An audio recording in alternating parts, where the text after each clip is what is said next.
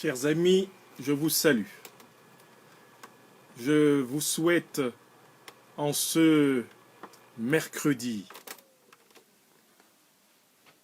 30 janvier 2019 la bienvenue dans la présente vidéoconférence consacrée à l'événement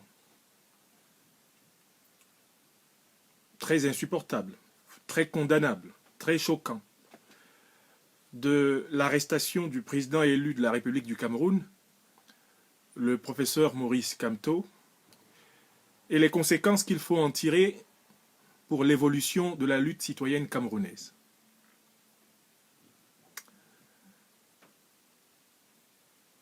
Cette vidéoconférence, je m'excuse d'emblée auprès de ceux d'entre vous qui l'attendaient hier, très tard dans la nuit.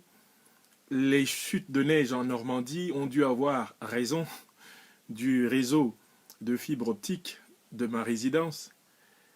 Et ce n'est que vers le matin que nous avons pu retrouver toute la collectivité nécessaire pour réaliser ce type d'événement. Voilà pourquoi ce que j'aurais fait hier autour de 22h ou 23h, je le fais aujourd'hui.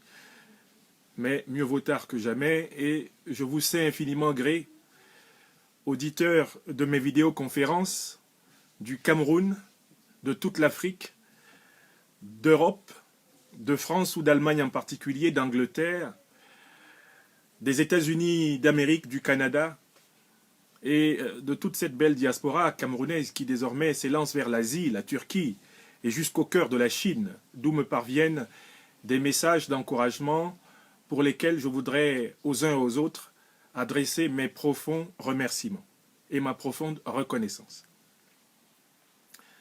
La présente conférence, j'en rappelle le thème, elle abordera la question et l'événement de l'arrestation du président élu de la République du Cameroun, son Excellence le professeur Maurice Kamto, et d'un certain nombre de ses conseillers, à ma connaissance au moins 2, à savoir les conseillers Christian Penda Ekoka et Albert Dzonga, 2 aînés pour lesquels, bien sûr avec le professeur, le président Maurice Kamto, j'ai une très grande considération et une profonde estime.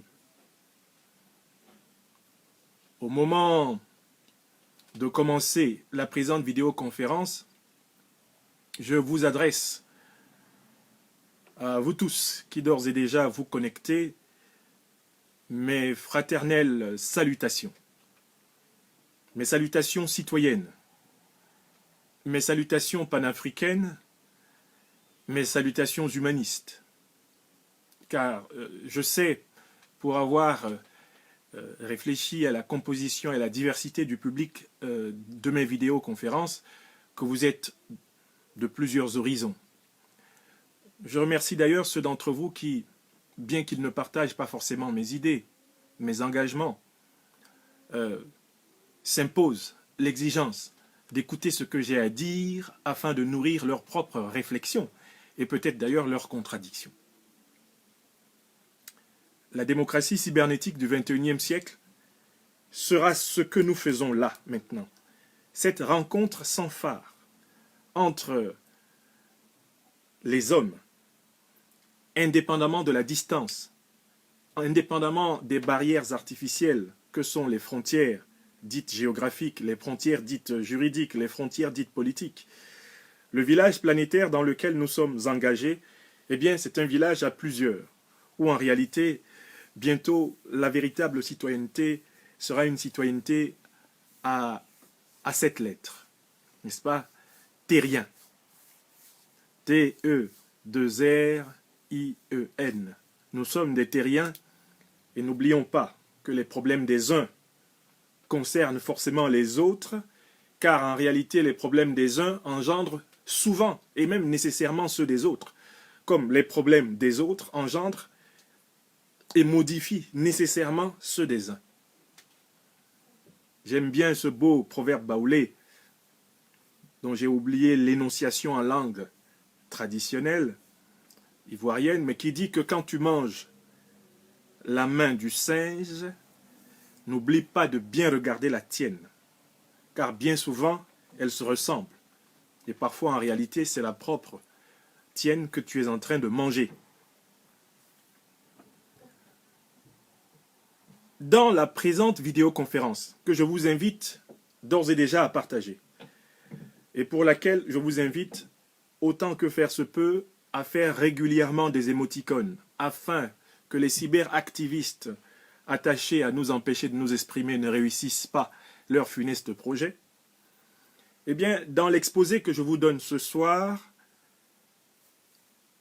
j'obéirai à 3 moments.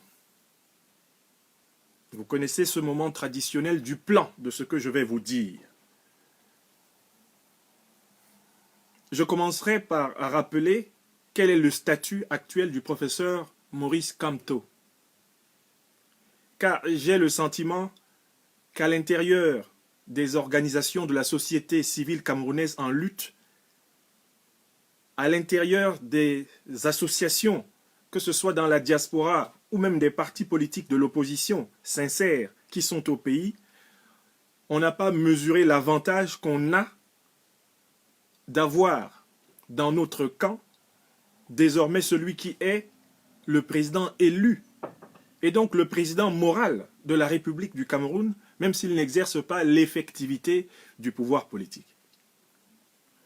Donc, je consacrerai le premier moment à bien expliquer le statut qui est celui du professeur Maurice Kamto aujourd'hui et l'intérêt que nous avons à comprendre sur le plan de la vision politique, sur le plan de la vision stratégique et sur le plan de la vision tactique, l'obligation de rassembler tout le mouvement de résistance citoyenne dans cette phase de lutte derrière lui, autour de lui et avec lui. Ce sera le premier moment. Je vous rappelle une fois de plus que je ne suis pas membre du MRC, le parti du professeur Maurice Kamto.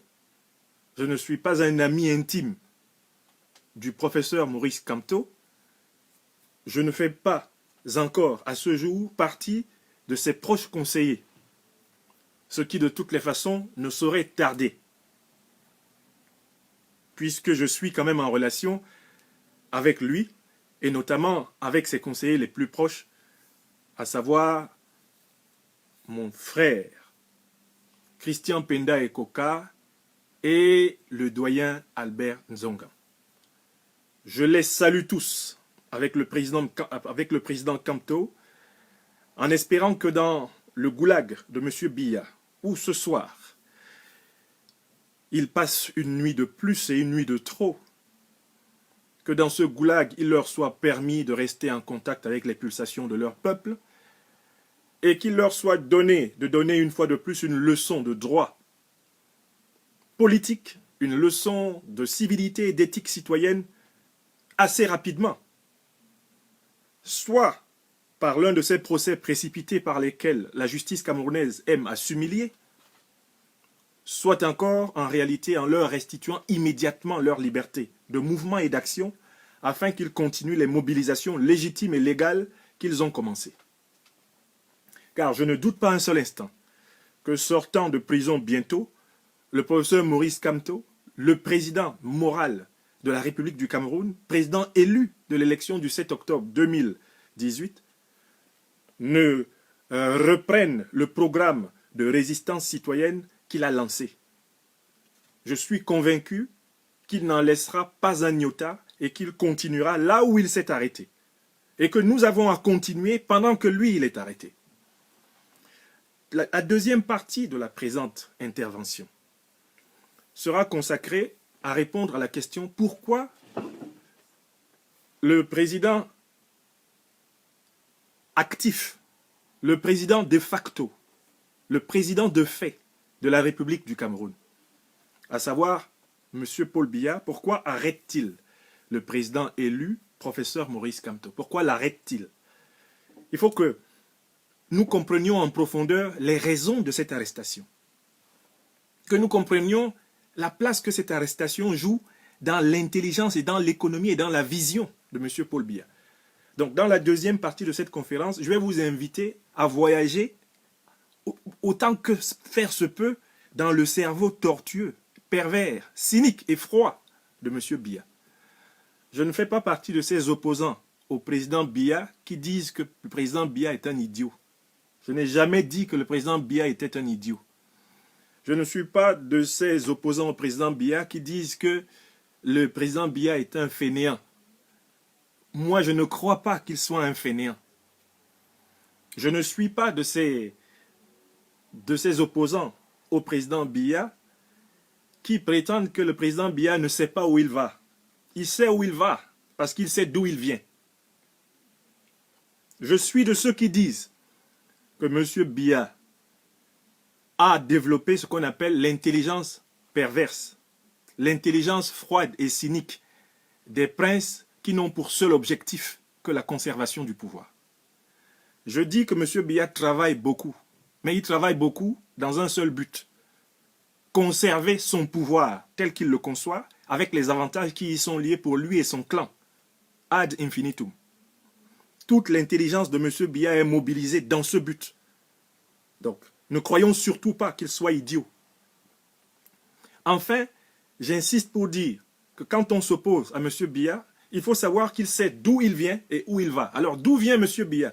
M. Biya vient de la coloniale française. C'est un héritier du pouvoir colonial français.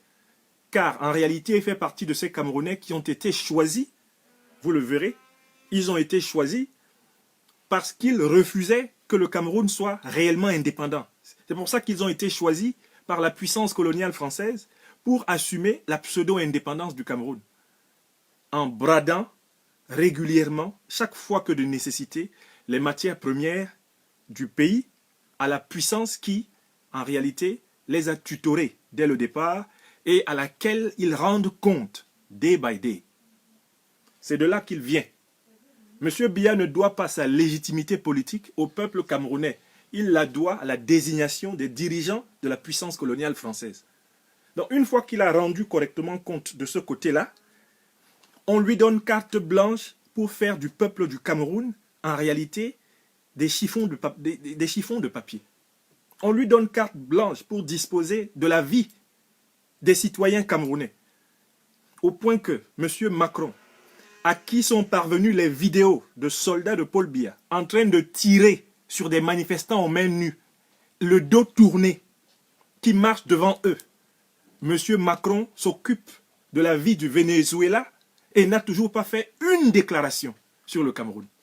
Mais M. Macron est en train de veiller à ce que, au Venezuela, ce soit le président de l'Assemblée nationale qui remplace le président de la République Maduro. Donc, il est parfaitement capable de participer à une action de sédition pour renverser un chef d'État. Mais, comme Maduro ne donne pas le pétrole vénézuélien cadeau à la France et aux États-Unis, eh bien, M. Macron participe ouvertement à une campagne pour renverser un chef d'État du Venezuela. Alors qu'au Cameroun, comme Biya signe avec les deux mains, je pense même qu'il signe avec les pieds, ce qui fait ses 4 membres, toutes les conditions et les conditionnalités que la France lui impose sur les matières premières camerounaises, M. Macron ferme les yeux sur des images de soldats camerounais, repérés comme tels, en pleine ville moderne camerounaise, tirant sur des manifestants ou même simplement des citoyens au motif qu'ils ont marché. Vous avez tous vu la vidéo de ce soldat camerounais qui tire sur un homme qui marche devant lui. L'homme tombe et ce soldat lui dit « Lève-toi, marchez encore. Vous avez dit que vous alliez marcher. » Comment est-il possible que le chef d'une puissance prétendument civilisée comme la France ait adressé une lettre de félicitations à un homme qui est à la tête d'une armée dans laquelle il a incrusté une milice tribale qui tire sur les Camerounais dans la rue, au vu et au su des flashs de tous les téléphones portables, qui sauvent ces images atroces et qui nous les transmettent? Comment pouvez-vous penser que la puissance française ait encore la moindre crédibilité morale pour parler en Afrique? Elle a tenté de parler en République démocratique du Congo. Vous avez vu ce que ça a donné. Elle est en train de parler au Venezuela. Mais pendant ce temps, la France est au courant que M. Biya commet des massacres au Cameroun. Mais comme elle l'a félicité au soir de sa mascarade du 7 octobre 2018, elle ferme les yeux sur des citoyens camerounais massacrés, battus, prenant des balles. Et bien sûr, la France se réjouit d'avoir des personnages infects, des esprits de cancrelat, comme Madame Calix Beyala, qui s'est permise de réfuter l'évidence que des soldats camerounais ont tiré à balles réelles sur le corps de femmes, de jeunes gens, d'adultes, dans les rues du Cameroun. Donc, dans tout ça, je suis en train de vous parler du plan de notre conversation de ce soir. C'est le plan seulement. Méfiez-vous des philosophes. Quand ils font le plan, ils approfondissent et ils problématisent. Donc, j'insisterai sur comment fonctionne Biya dans sa tête à partir d'une reconstitution. Parce que je ne suis pas sûr de comprendre complètement comment il fonctionne. Et pourquoi cet homme-là, à aucun moment de sa vie finalement, n'aura montré au peuple camerounais cette chose élémentaire qu'on peut attendre d'un chef, un acte d'amour. Pourquoi cet homme est incapable de donner de l'amour au peuple camerounais? Alors que manifestement, il donne de l'amour, je pense, à sa femme et à ses enfants. Pourquoi ressemble-t-il étrangement à ces grands tyrans de l'histoire qui nourrissaient bien leurs chiens et qui traitaient leur peuple moins que leurs chiens? Pire, qui considéraient leurs chiens comme étant plus importants que leur peuple. Alors que les chiens méritent d'être considérés, ce sont des êtres vivants. Mais les peuples qui possèdent les chiens le méritent encore autant, sinon davantage, car ce sont eux qui protègent les animaux. Le troisième moment va être consacré à répondre à une question fondamentale. Cette question est, le professeur Kamto est en prison. Avant d'aller en prison, nous avons écouté le discours qu'il a émis lorsqu'il manifestait dans la rue. Nous avons écouté les orientations de lutte, notamment la théorie des 3 hold-up contre lesquels le peuple camerounais doit se mobiliser. Nous devons nous poser en adultes, en citoyens de ce pays, en fils natif du Cameroun, ou adoptif du Cameroun, ou en ami du Cameroun, car en réalité, ça fait 3 catégories de gens qui sont des citoyens du Cameroun. Que vous soyez originaire du Cameroun, que vous soyez adopté par le Cameroun, par une alliance, ou que vous soyez ami du Cameroun, parce que vous aimez quelque chose de ce peuple-là, vous êtes concerné par cette lutte. Le professeur Kamto est en prison. La direction du MRC est en très bonne partie ainsi décapitée. Que signifie la lutte citoyenne quand le président élu, le chef moral de la résistance, est en prison? Notre peuple a peut-être oublié certaines leçons de lutte qui ont été menées sur son propre territoire ou d'autres qui ont été menées sur d'autres territoires. Je prendrai l'exemple de la lutte de la période de l'Union des populations du Cameroun. Je prendrai aussi l'exemple, par exemple, de la lutte de l'ANC. Quand Mandela fait 27 ans en prison, que continue à faire l'ANC dehors contre le régime inique de l'apartheid? Nous devons prendre conscience de ce que les gens faisaient. Et donc, apporter des réponses à la question, que fait-on? Puisque régulièrement, la direction de notre lutte se retrouvera au Cameroun en prison. Plus que régulièrement, la direction de notre lutte sera offerte à l'agression des forces du régime. Ce sera l'objet de la 3e partie de cette conférence qui porte sur 1. L'arrestation du professeur Kamto comme occasion de rappeler à tout le monde, en réalité, qui est le professeur Kamto aujourd'hui, 30 janvier 2019. 2e point, pourquoi Biya l'arrête-t-il? Dans quel but? Comment Biya réfléchit-il? Que signifie cette arrestation? Et puis 3e point, qu'est-ce qu'on fait quand nos leaders, quand notre leader légal et légitime est en prison, quand la tête de notre mouvement de résistance en cette année 2019 est handicapée par une arrestation, que fait-on? Je commence le 1er point. Bon, qui est le professeur Kamto? Le professeur Maurice Kamto, jusqu'au 7 octobre, était un professeur d'université, ancien ministre du gouvernement camerounais, passé à l'opposition pour résister contre la dérive totalitaire et la dérive gabégique du régime. Je viens de résumer. Hein. Moi, je l'ai connu, il ne me connaissait pas, je ne suis pas de sa génération, comme étudiant.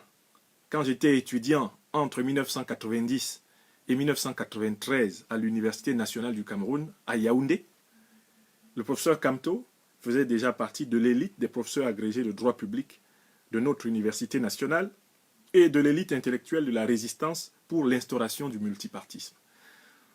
On connaît son fameux essai sur l'urgence de penser qui a énormément marqué notre génération. Au même moment que nous nous imprégnons des travaux brillants des professeurs Fabien et Boussi Boulaga, ou que nous lisions les éditoriaux absolument profonds d'un certain Vianney Ombenjana.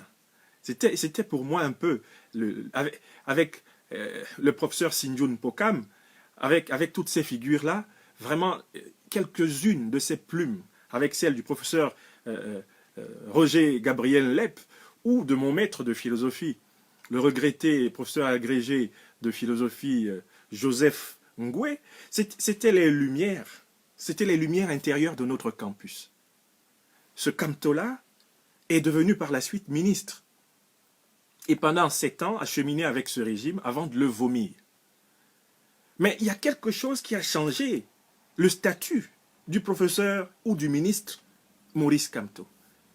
C'est qu'il a réussi à mener une campagne présidentielle 2018 exceptionnelle et au point de conduire Biya devant la Cour constitutionnelle du Cameroun. Vous vous souvenez de cette bordée de magistrats accroupis, mal habillés, mal intentionnés, habitués à dire le droit du bout des lèvres et non pas à partir de l'essence du droit, devant lesquels le professeur Kamto et son équipe d'avocats, parmi lesquels sans doute il avait de brillants étudiants, j'imagine, comme maître Nicole Ndoki, ont administré la preuve que dans l'élection, dans les conditions terribles de l'élection du 7 octobre 2018, celui qui a les moyens de prouver qu'il a gagné s'appelle Maurice Kamto. Et en tout cas, celui qui n'a d'aucune façon les moyens de prouver qu'il a gagné dans cette élection-là, c'est surtout Paul Biya, car c'est lui qui a organisé les fraudes les plus flagrantes. Vous vous souvenez de cet épisode que nous avons tous vu à la télévision camerounaise, dans ce rodéo judiciaire, où les magistrats de la Cour constitutionnelle se rendent compte qu'ils ont essayé d'argumenter pour Paul Biya en utilisant des faux PV et se mettent à vouloir les cacher. Vous vous souvenez de cela?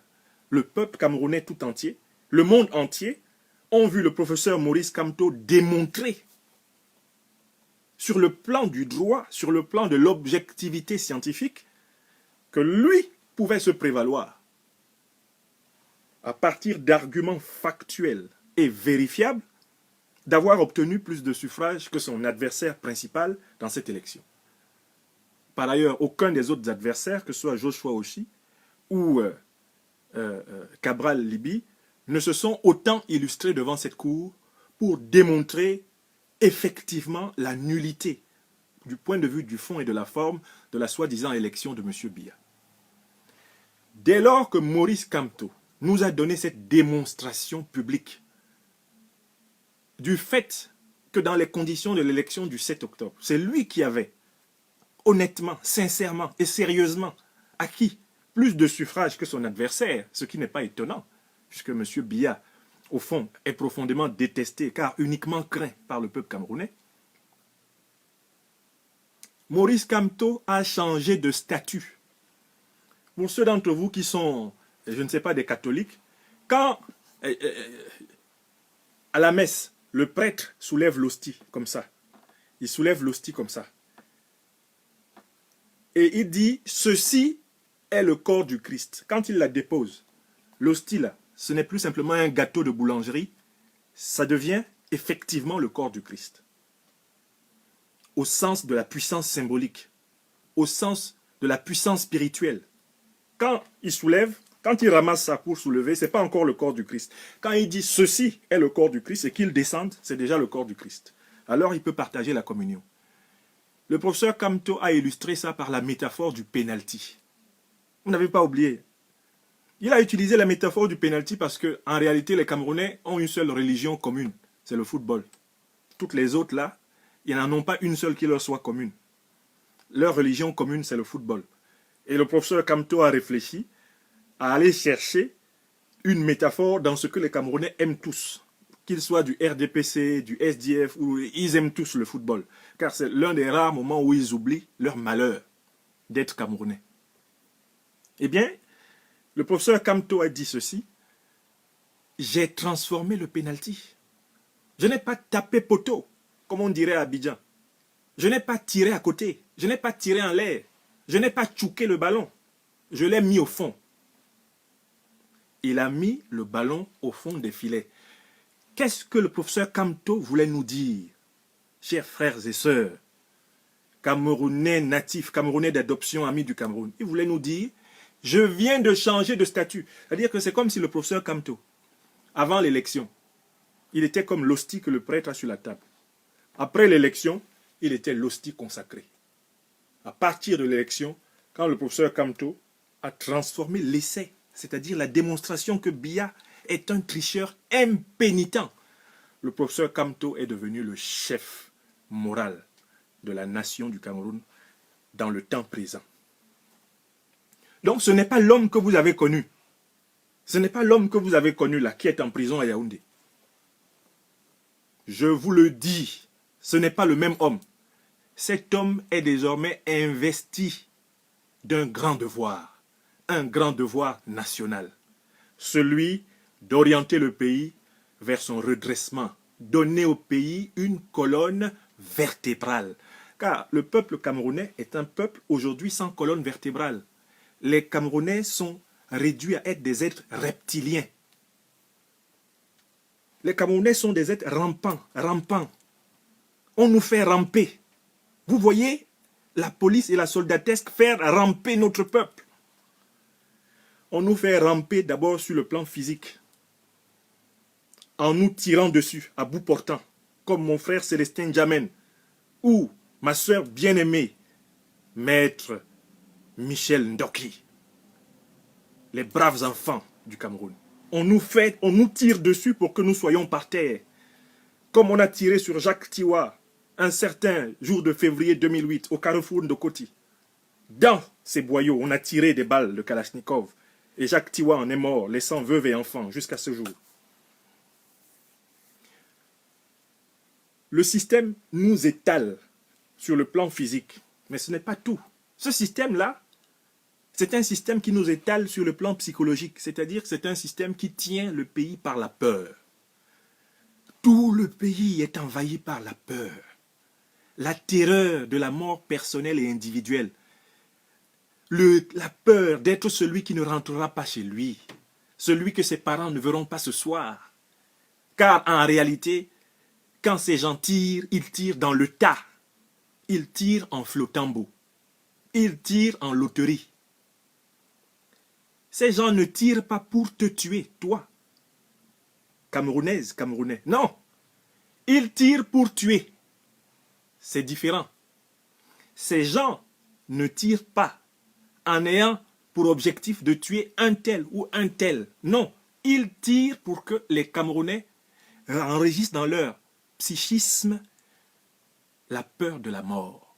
La peur permanente de la mort.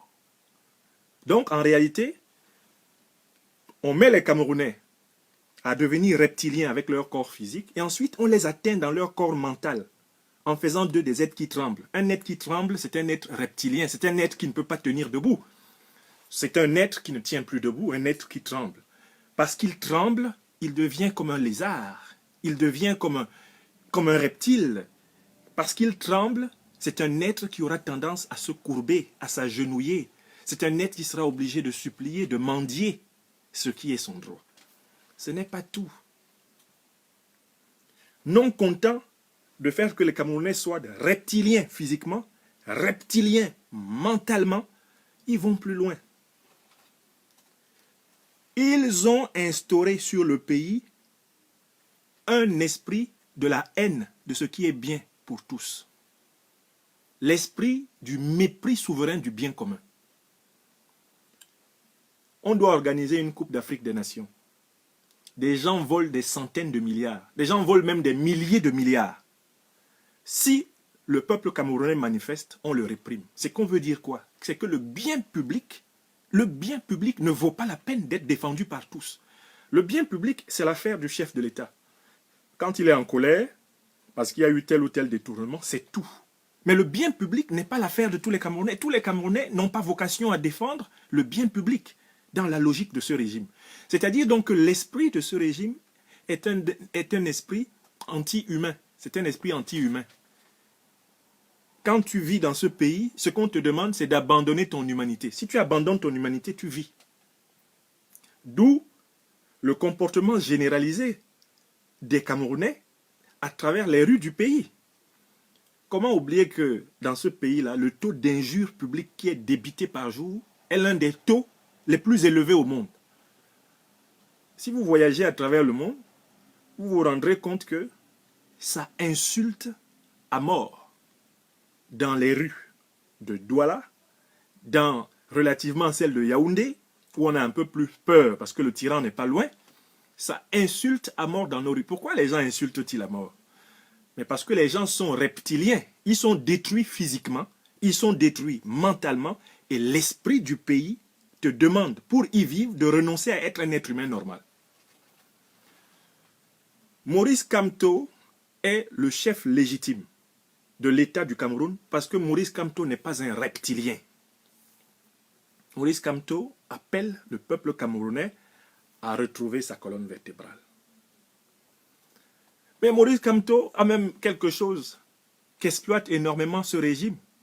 Maurice Kamto est un homme profondément non violent. Maurice Kamto ne peut pas diriger une rébellion militaire. C'est hors de sa nature. C'est un homme de droit. C'est un homme de prétoire. C'est un homme d'argumentation. En fait, le peuple camerounais a là quelqu'un qui s'engage à lutter pour le redresser sans imiter une seule fois le régime qui est face à lui. Et c'est pour ça que le régime qui est face à lui se moque de lui. Car le régime Biya, quant à lui, n'hésite pas un seul instant à utiliser la force militaire pour reptiliser. Permettez-moi de créer ce verbe, reptiliser les Camerounais.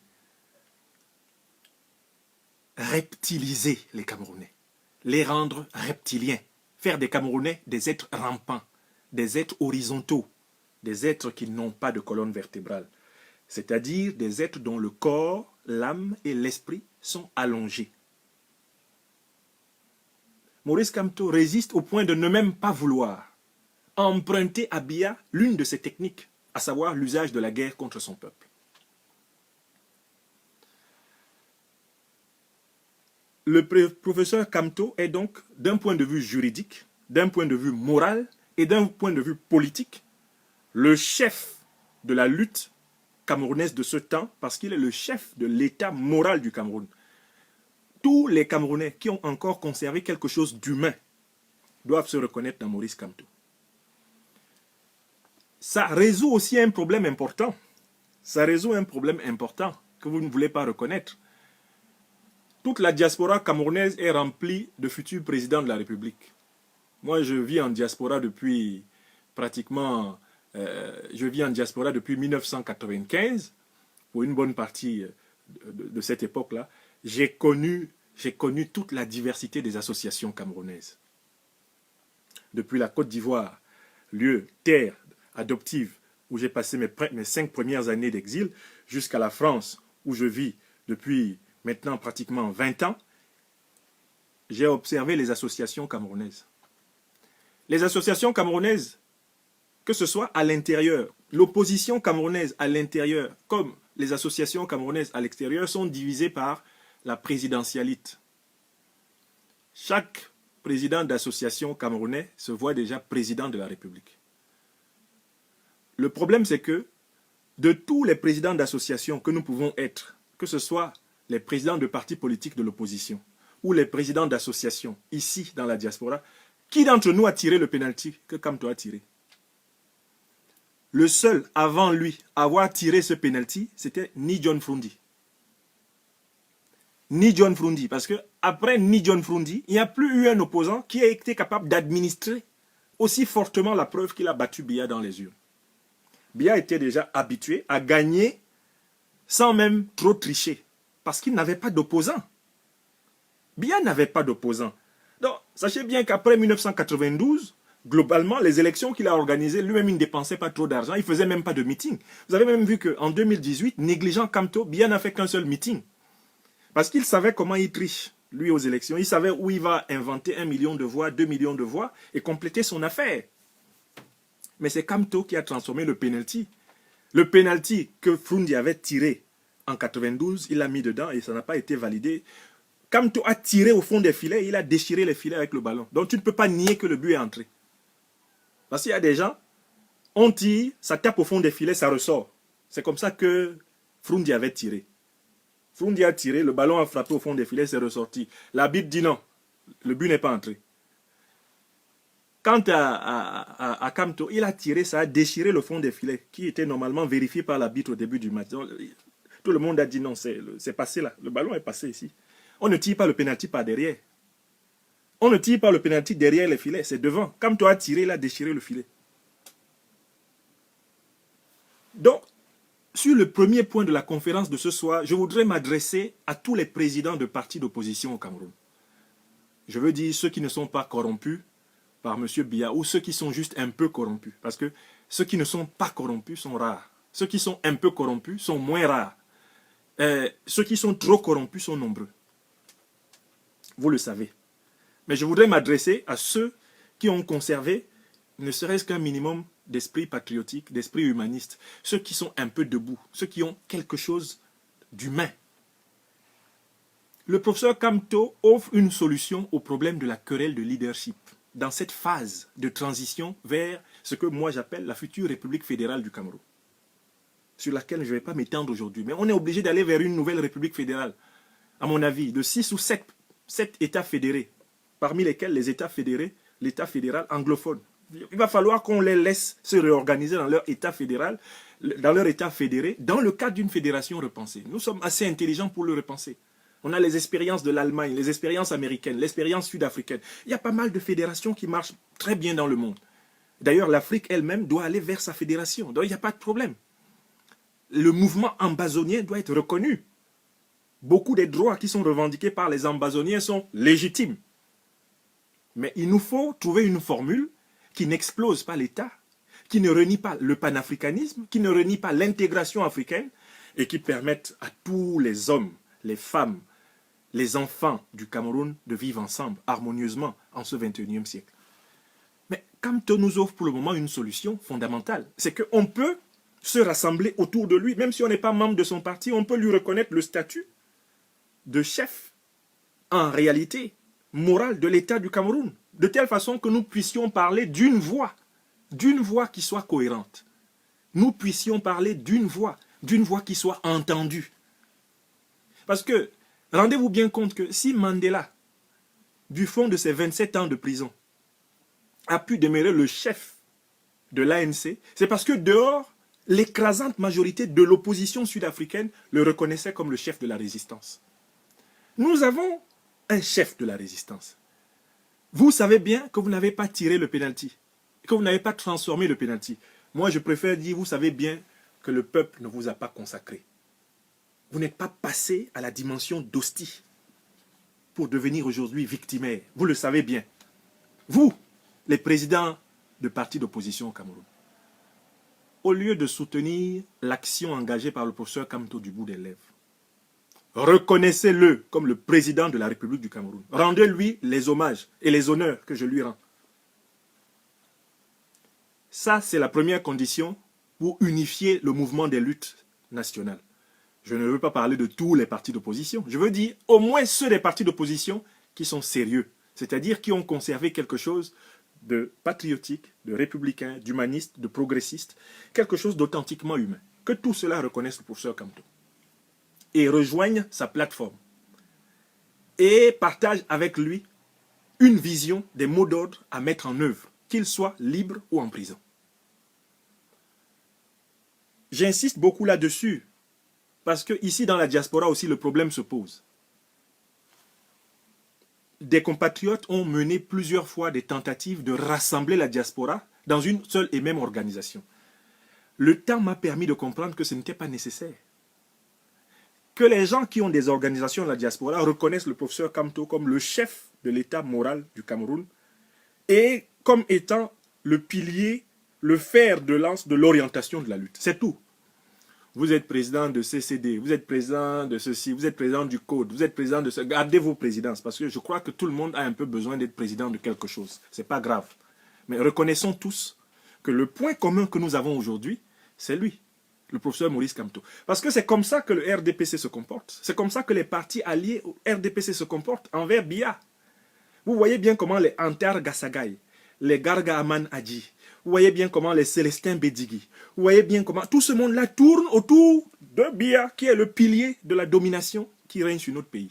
Nous aussi, nous devons tourner autour de notre pilier, notre foyer. C'est le professeur Maurice Kamto. Et le pénalty transformé le 7 octobre lui donne ce statut et cette dignité.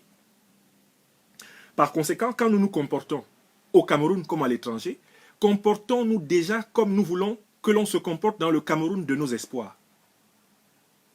Même quand nous menons des actions de résistance, n'oublions pas que la manière de mener les actions de résistance dit un peu le type de Cameroun que nous pourrions en réalité accomplir. Si nous prenons une ambassade, ne procédons pas dans cette ambassade à des destructions qui montrent que nous ne sommes pas prêts à assumer les responsabilités d'un État.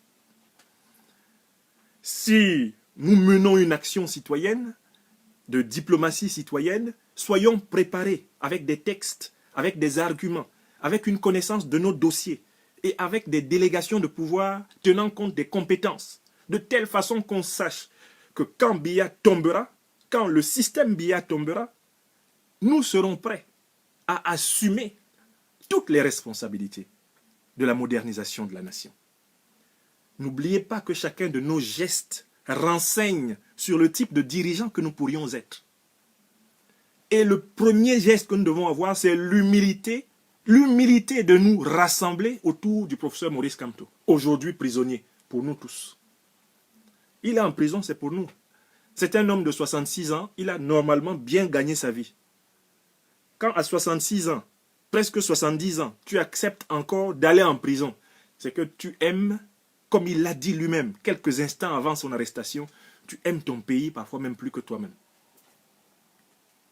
J'ai aussi écouté certains de ses discours pendant les manifestations, répondant aux Camerounais de tous les âges, qui lui disent « Kamto, tes enfants sont où? Pourquoi tes enfants ne viennent pas à la manifestation ?» Il a dit « D'accord, mes enfants ne sont pas là. Ils sont en Europe, chacun mène la vie qu'il peut mener. Bon, vous aussi, laissez vos enfants à la maison. Sortez comme moi. Je suis un homme de 66 ans passé. Je suis dans la rue pour impulser la lutte de notre peuple. Vous aussi, de ma génération, sortez. Laissons les enfants à la maison. Sortez. Venez avec moi. Pour que nous parlions à notre aîné générationnel Biya et qu'il comprenne que nous ne sommes pas des objets. Nous ne sommes pas des reptiles. Nous sommes des hommes. We are not reptilians. We are human beings. Il faut que les hommes, que les femmes, il faut que les Camerounaises et les Camerounais se rassemblent autour de cet homme pour relever ensemble le pays. Chers amis, vous êtes à présent 1500 à suivre la présente conférence. J'imagine que nous avons au moins déjà 1500 partages. Car il s'agit là d'une conférence décisive, je l'espère, pour faire comprendre à chacun le statut du professeur Maurice Kamto. C'était l'objet de la première partie de ma conférence. Le professeur Kamto, ce n'est plus le professeur Kamto que vous avez connu. Ce n'est plus le ministre que vous avez connu. Ce n'est plus l'enseignant d'université que vous avez connu.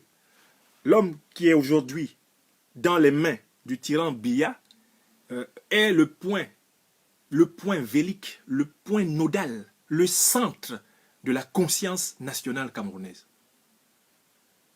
Quand nos anciens parlaient de l'âme immortelle du peuple camerounais, l'âme immortelle du peuple camerounais, c'est cette hostie qui à chaque période s'incarne en un homme, et en un mouvement, et en une cause.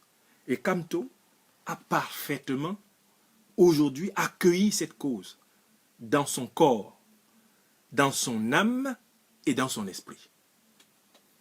Si Paul Biya le méprise, nous Nous ne devons pas mépriser notre président. Parce que celui-là, au moins, nous l'avons élu. Si Paul Biya le piétine, nous ne devons pas piétiner notre président.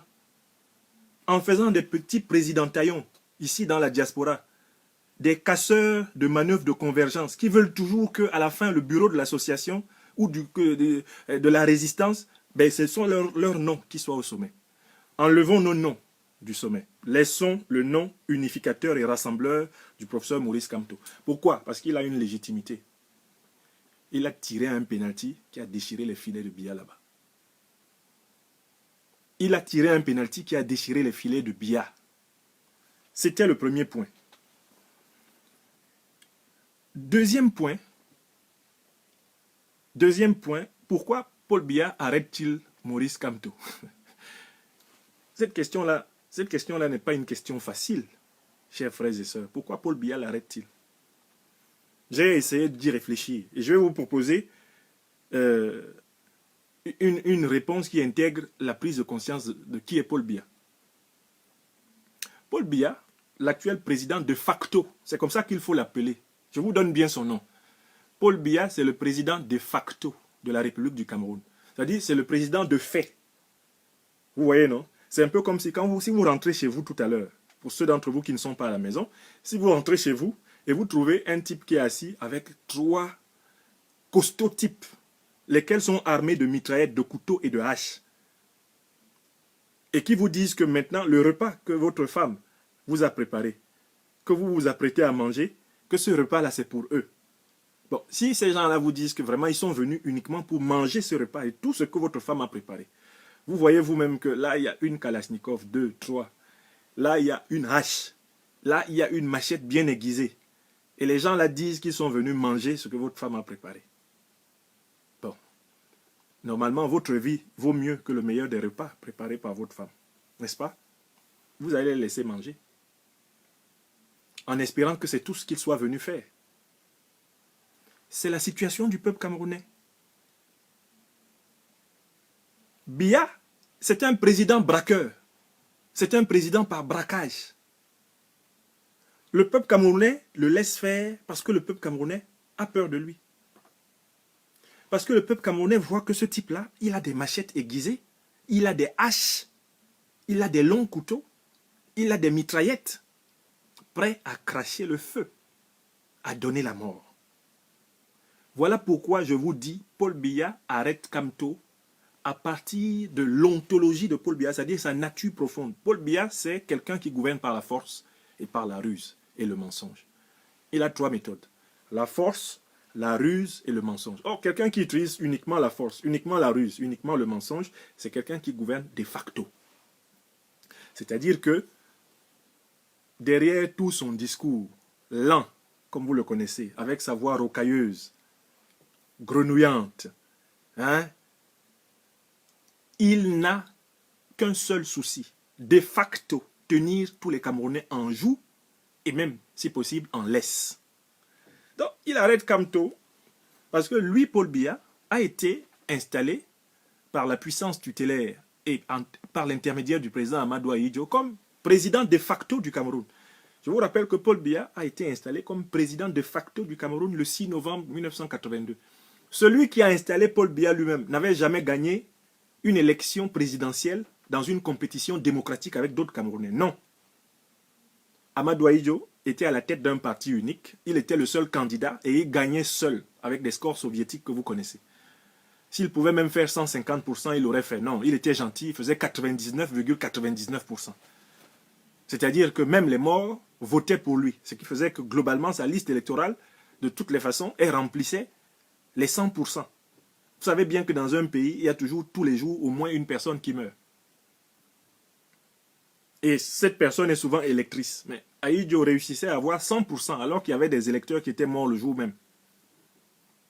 C'est vous dire que l'homme qui transmet le 6 novembre 82, soi-disant par un mécanisme constitutionnel, le pouvoir à Biya, c'est lui-même d'abord un président de facto qui gouverne le Cameroun grâce à la victoire militaire de l'armée française, appuyée par des supplétifs africains sur la résistance camerounaise de l'union des populations du Cameroun.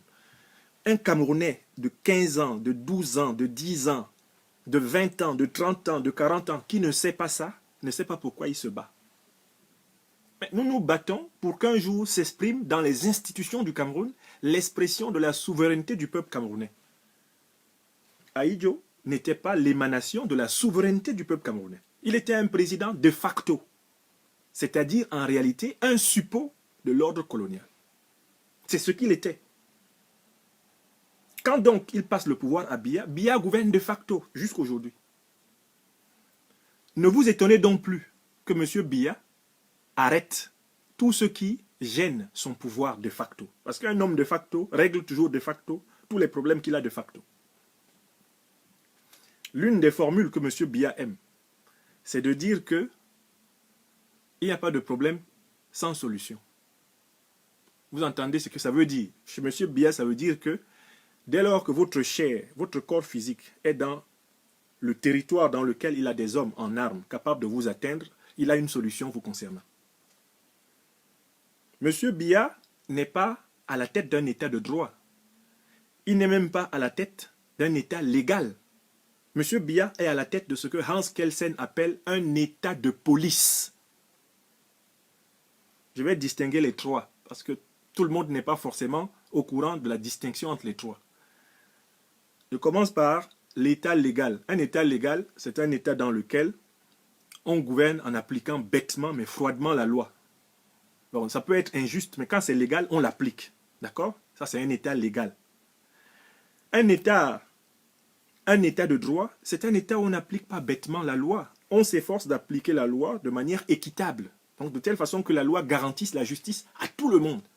Dans un état légal, un président de la République ne peut pas arracher le terrain de quelqu'un.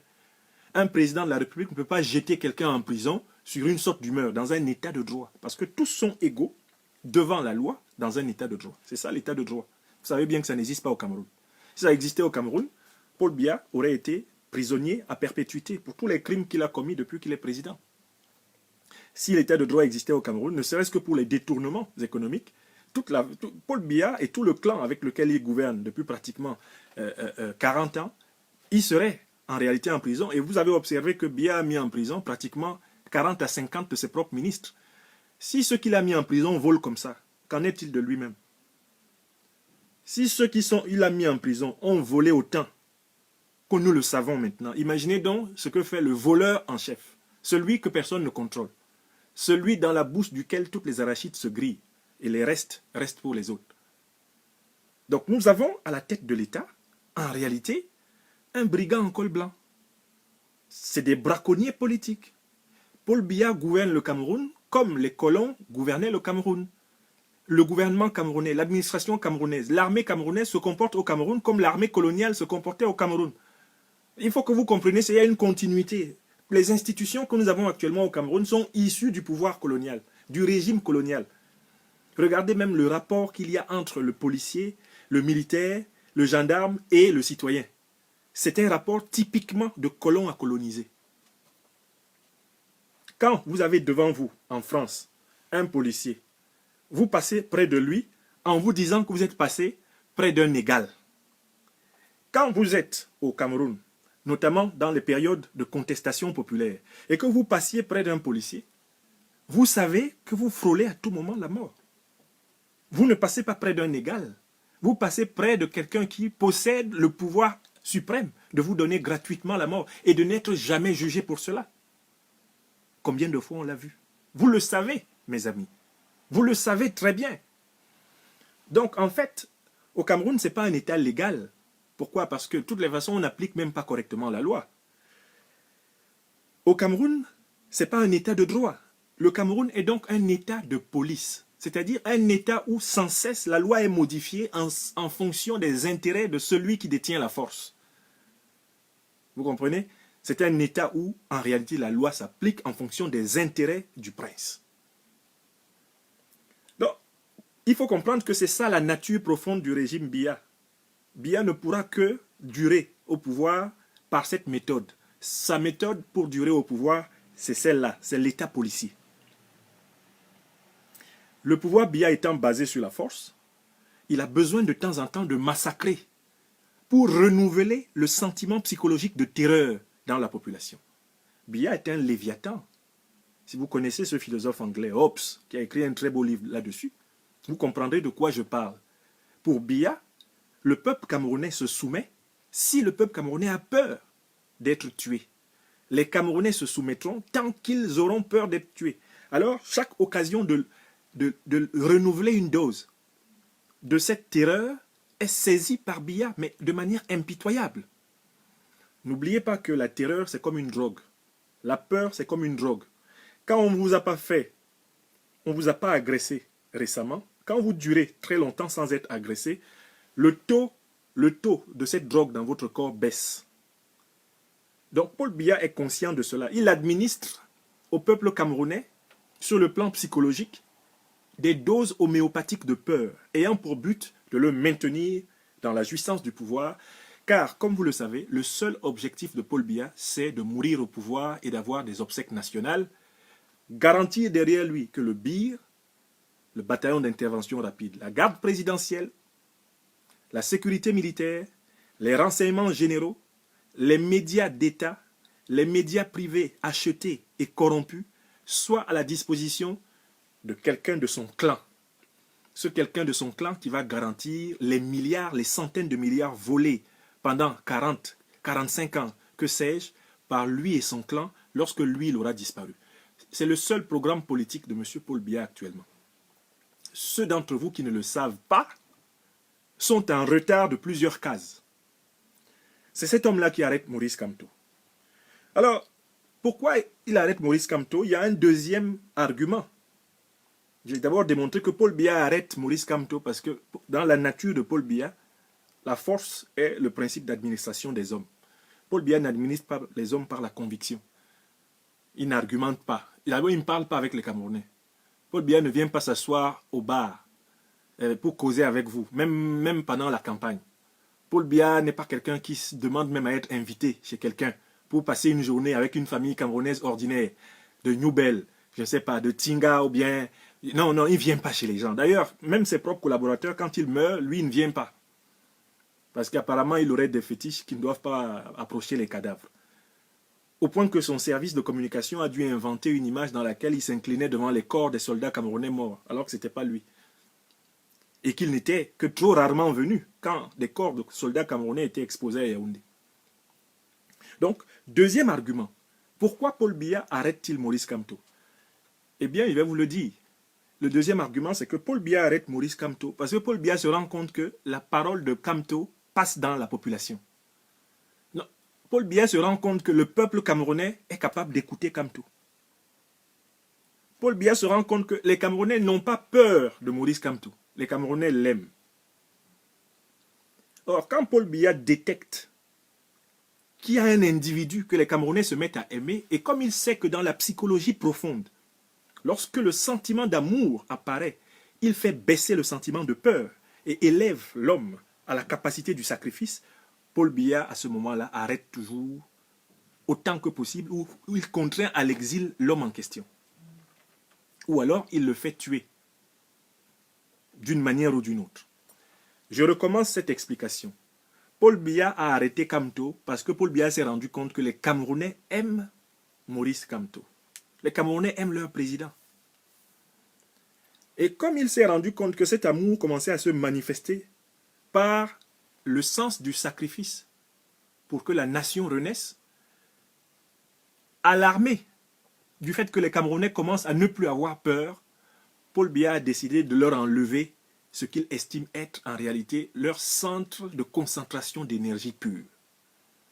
Kamto, c'est comme un pilier d'énergie pure. Je vous ai dit que depuis le jour où il a tiré le pénalty et puis c'est entré, ce n'est plus le même homme. Ce n'est plus le même homme.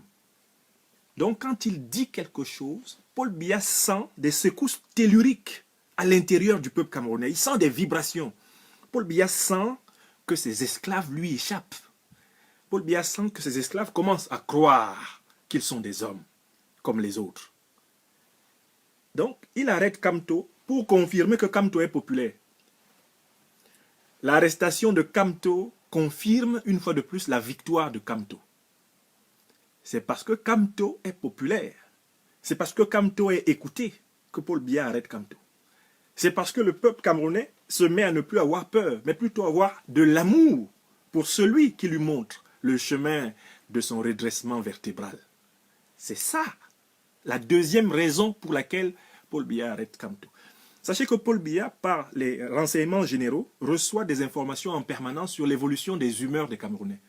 Il a une équipe extraordinaire d'espions infiltrés dans tous les groupes sociaux, dans toutes les associations, dans tous les partis politiques. Ces gens-là reçoivent des émoluments mensuels et ils remontent en permanence des rapports qui sont synthétisés. Paul Biya lit beaucoup les rapports des renseignements généraux. Il peut même passer une journée, une nuit entière, puisque à cet âge-là, parfois, les vieillards dorment moins. Il passe des nuits entières à lire les rapports des renseignements généraux sur l'évolution psychologique de la population. Les préfets qu'il nomme là, ce sont des agents de renseignement, d'abord. L'administration centrale camerounaise est spécialisée dans la délation populaire. C'est le travail d'un bon préfet. C'est le travail d'un bon sous-préfet de faire de très bonnes notes sur l'évolution des mentalités dans sa localité, de telle façon que Paul Biya puisse comprendre à quel moment il faut arrêter celui qui est en train d'éveiller le peuple. Paul Biya arrête donc Kamto parce que Paul Biya a peur du peuple. Et il a peur du peuple parce que Kamto est aimé par le peuple. Le peuple aime Kamto, le peuple a peur de Biya, le peuple déteste Biya. Et Biya se rend compte que dans la balance, l'amour est en train de prendre le pouvoir sur la mort, sur la haine, sur la peur. Ça, c'est un élément de psychologie politique profonde, mes amis. Il faut que vous compreniez que c'est ce que Kamto représente aujourd'hui. Kamto représente les forces d'amour, les forces de solidarité, les forces de redressement face aux forces ténébreuses, aux forces de haine, aux forces de domination, naturellement incarnées par Biya, et Biya en est fier. N'a-t-il pas dit lui-même un jour, « Le fantôme vous salue ». Voilà quelqu'un qui gouverne à partir du principe fantomal. C'est-à-dire que Paul Biya aime plus, comme Machiavel le conseille, être craint qu'être aimé. Il aime plus être craint qu'être aimé. Mais à l'époque de Machiavel, il n'y avait pas encore la possibilité immédiate de bâtir des états de droit comparables à nos états de droit modernes. Kamto n'a pas besoin d'être craint pour être aimé. Ce que Kamto souhaite, c'est d'être respecté et d'être aimé. Et en retour, il donne à ce peuple l'amour que ce peuple lui a donné par son élection. N'oubliez pas que voter pour quelqu'un, c'est croire en lui, c'est lui donner une part de son amour. C'est aimer ce que cette personne représente pour la collectivité. Cet amour qui a été manifesté à Kamto, comme Biya, lui, connaît les vrais résultats. Vous voyez, Paul Biya, je vous ai dit que ce n'est pas un idiot. C'est un homme très cultivé, c'est un homme intelligent, au sens d'intelligence froide et tactique et stratégique. Paul Biya sait très bien que Kamto l'a battu. Depuis qu'il sait que Kamto l'a battu, dans les urnes, il s'en méfie comme de la peste. Parce qu'il sait que Kamto peut avoir un jour un mot qui le fait tomber, lui, Biya, en une seconde. Le professeur Maurice Kamto, en réalité, vient de commencer à donner au peuple camerounais ce que je peux appeler des petits exercices de liberté collective. Paul Biya, et c'est ça la troisième raison que je donne. Pourquoi Paul Biya arrête-t-il le professeur Kamto et ses proches collaborateurs? C'est parce que le professeur Kamto a commencé à donner au peuple camerounais ce que je recommence à appeler des exercices spirituels de liberté collective. Le professeur Kamto est en train d'apprendre, réapprendre à notre peuple et avec notre peuple. Il est en train de réapprendre à notre peuple et avec notre peuple les petits gestes de la liberté, les petits gestes qui brisent les liens de la servitude et de l'esclavage. Il faut que vous le compreniez. Paul Biya a vu que les exercices ont commencé et que le peuple travaille bien. Les Camerounais sont, de ce point de vue, de bons élèves. Il a vu ce que ça pouvait donner. Que l'on laisse les Camerounais manifester pacifiquement dans toutes les villes du Cameroun. Je lance un défi imaginaire à Biya. Monsieur Biya, si vous êtes vraiment populaire au Cameroun, comme vous le dites, signons un petit deal public. Il consistera à nous donner une journée durant laquelle tous ceux qui sont opposés à votre manière de gouverner ont le droit de manifester, mais sans la moindre casse. C'est-à-dire qu'on ne casse rien. On ne gifle pas quelqu'un. Vous demandez à la police, à la gendarmerie de se mettre en retrait. Nous nous engageons à mettre en place un service d'ordre, à mettre en place un service d'encadrement citoyen. Vous nous donnez une seule journée. On met des observateurs nationaux et internationaux pour voir la mobilisation qui va sortir. Une fois que les gens auront la certitude que vous n'allez pas les tuer. Vous n'allez pas tirer sur eux. Qu'ils ne vont pas rentrer chez eux le soir. Quand les gens seront libérés de la peur, M. Biya, dans ce petit exercice imaginaire que je vous donne, vous allez découvrir à quel point ce peuple vous vomit. Vous allez découvrir à quel point ce peuple, en réalité, a peut-être eu un faible pour vous au commencement de votre présidence de facto. Parce que vous veniez après un dictateur tout aussi dur, Amadou Ahidjo, mais qui lui était animé d'une certaine vision de despotisme éclairé, quand on le compare à vous, et avec les limites qui étaient les siennes, bien sûr. Le peuple camerounais a un peu cru en vous.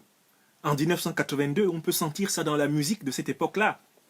Les artistes camerounais ont chanté le renouveau, croyant que intellectuels, catholiques, amoureux de musique classique, vous apportiez à notre peuple la douceur, la tendresse des bonnes mœurs, que vous lui apportiez la civilisation. Mais à partir de 1984, 2 ans après votre arrivée, M. Biya, on a découvert la brute. La manière dont vous avez éliminé par centaines et presque par milliers tous les éléments de l'armée que vous soupçonniez d'avoir été un tant soit peu fidèles à votre prédécesseur Amadou Ahidjo, a dit aux Camerounais que c'est un véritable Léviathan qui avait pris le pouvoir. Que celui-là, en réalité, ferait pire qu'Ahidjo. Et cela se vérifie. Donc, si M. Biya, à tout hasard, voulait vérifier dans un exercice de fair play politique d'une seule journée sa popularité au Cameroun, que tous les leaders de l'opposition s'engagent à organiser une manifestation dans laquelle il n'y aura aucune destruction de biens publics, aucun conflit personnel, aucune blessure, aucune bagarre. Et après, M. Biya pourra lui aussi appeler le peuple. Il n'y a pas de problème. On peut faire 2 journées comme ça, c'est-à-dire match aller et puis match retour. Premier jour, s'il veut, M. Biya, lui, il appelle le peuple. Le peuple sort pour lui. On voit le peuple qui sort pour Biya. C'est fini. Deuxième jour, match retour de test de popularité. On dit ceux qui sont contre le régime Biya, maintenant, manifestez, sortez. On donne des itinéraires de marche, sortez. Biya découvrira pourquoi Maurice Kamto l'a battu. Maurice Kamto l'a battu, eh bien, parce que de toutes les façons, Maurice Kamto est beaucoup plus populaire que Biya au Cameroun. Sur le plan politique, sur le plan moral et sur le plan du projet qu'il a pour le pays. Donc, en fait, l'armée et la police camerounaise ne sont formées non pas à la protection, mais en réalité à la répression. Et Kamto est en train d'apprendre au peuple camerounais à réussir à imposer à cette armée inhumaine, à cette armée formée pour détruire, réussir à imposer à cette armée d'accepter un changement de mentalité et d'accepter que dans les rues du Cameroun, il y ait des Camerounais qui protestent et qui manifestent. Kamto veut réapprendre à cette armée à tolérer que des Camerounais soient dans les rues de leur propre pays certains jours pour dire leur ras-le-bol. Et c'est cela qui lui est refusé. L'autre chose que Biya craint, c'est que Kamto, étant un pédagogue de la non-violence, c'est une espèce de Gandhi camerounais, toute proportion gardée. Parce que Kamto n'est pas dans les accents religieux, mais son choix de la non-violence est viscéral.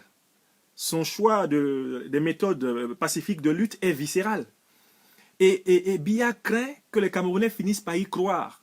Parce que si les Camerounais croient aux petits exercices de liberté que Kamto est en train d'organiser actuellement, les Camerounais vont passer au grand exercice.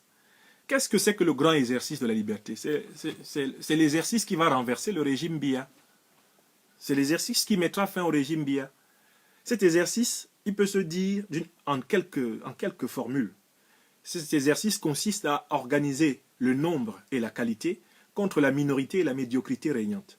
Je recommence. Le grand exercice de la liberté au Cameroun, ce sera d'organiser le nombre et la qualité contre la minorité et la médiocrité régnante.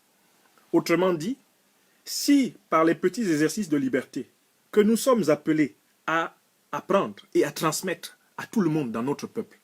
Nous parvenons à une mobilisation démographiquement importante, de nature à déborder tout dispositif de forces de sécurité, que ce soit de police, de gendarmerie ou d'armée. Mais l'armée de Paul Biya sera contrainte de ne pas tirer, car tirer, ça sera se suicider. Et si 2, 3, 4 millions de Camerounais, même sur les 25 qu'il y a à peu près sur le sol national, se dressent un matin, le pouvoir tombera. Le pouvoir tombera. Ce que craint Biya, c'est que par les petits exercices de liberté qui ont commencé, les forces armées de police et de gendarmerie qu'il utilise pour réprimer les Camerounais se retrouvent un matin devant une situation dans laquelle tirer, c'est se suicider.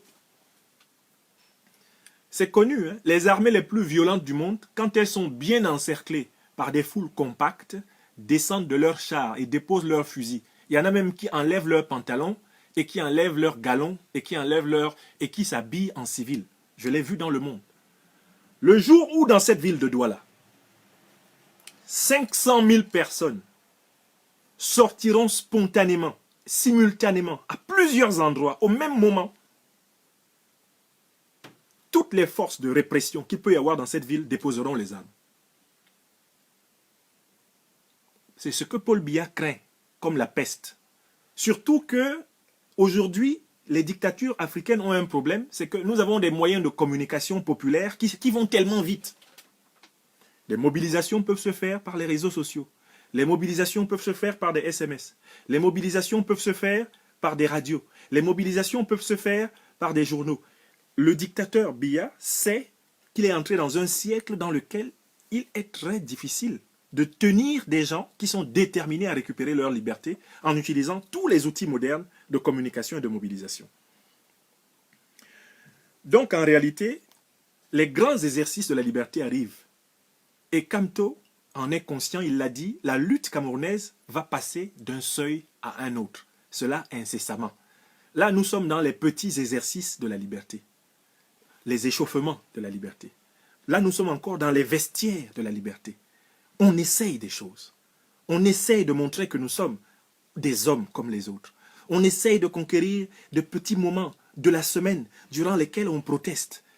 On proteste là, ils viennent là, on quitte, on monte dans les voitures, on va ailleurs, on proteste là-bas. Ah, pendant qu'ils viennent là-bas, ça proteste là-bas, etc. Un jour, ça va protester partout en même temps.